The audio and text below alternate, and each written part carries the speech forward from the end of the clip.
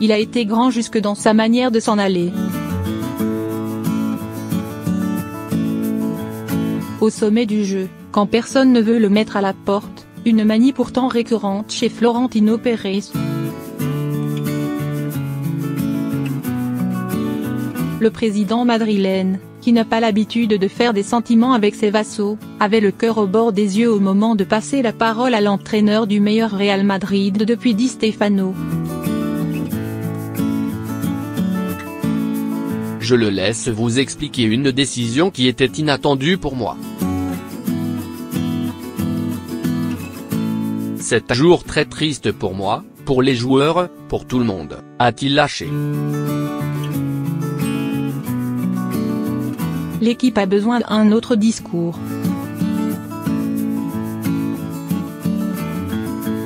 Entendre pour tous les supporters madrilènes, qui n'ont décidément pas eu 5 minutes pour fêter tranquillement leur 3e Ligue des Champions de rang, d'abord les gamineries de Cristiano, habituelles sans pour autant être supportables, ensuite le départ de l'icône absolue de Santiago Bernabéu.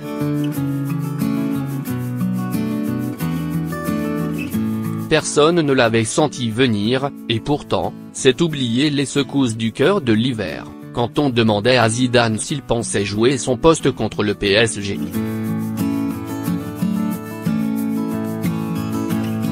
On ne fait pas injure à ces dieux-là sans le payer un jour.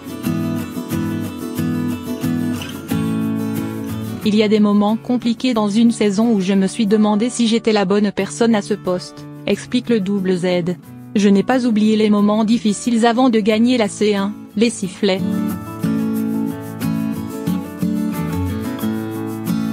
Ça m'a fait réfléchir.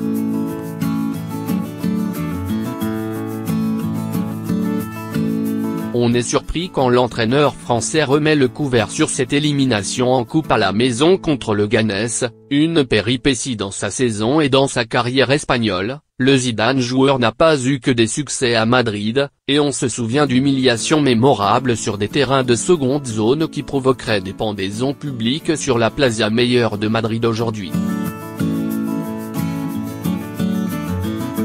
Zidane qui partirait par fierté parce qu'il n'a pas encaissé certaines critiques?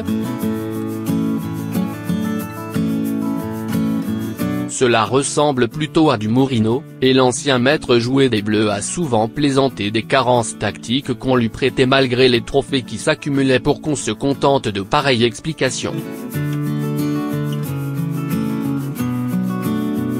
Il faut plutôt y voir une hauteur de vue remarquable qu'on ne prêtait jusque-là qu'à Guardiola, quand le dernier révolutionnaire du foot a choisi de mettre fin à son histoire avec le Barça avant que nous nous fassions du mal.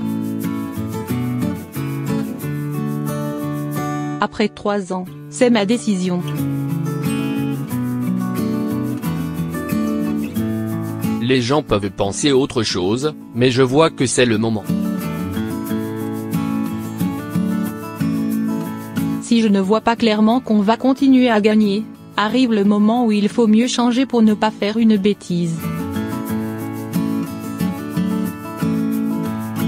Cette équipe doit continuer à gagner et elle a besoin d'un changement pour continuer à gagner.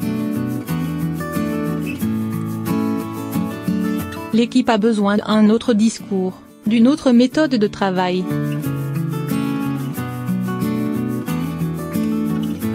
L'homme d'un seul club?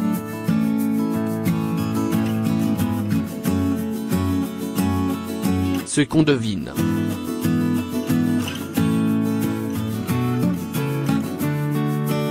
Zidane a donné tout ce qu'il pouvait à ce groupe-là, et il préfère le laisser en d'autres mains avant qu'il ne soit trop tard. ZZ lui a consacré 3 ans de sa vie d'entraîneur, ce qui vaut largement 10 années de plus dans un autre club, et il sent qu'il arrive en fin de cycle.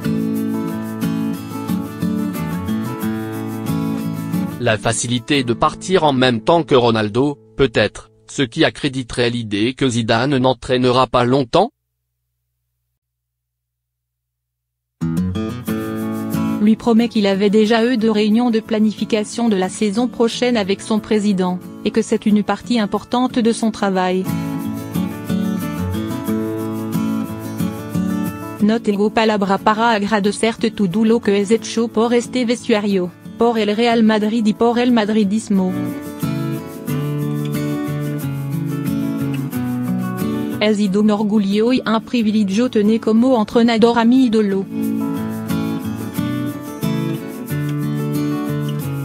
Eterno Zizou.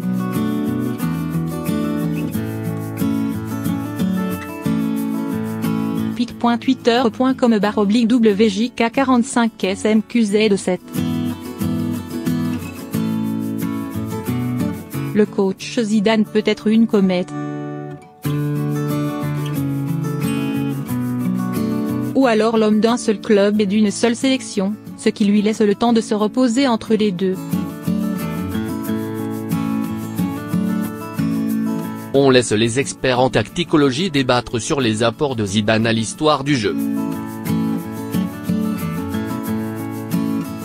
L'intéressé a toujours été conscient de marcher sur un fil, et il a le mérite de se ménager des perspectives.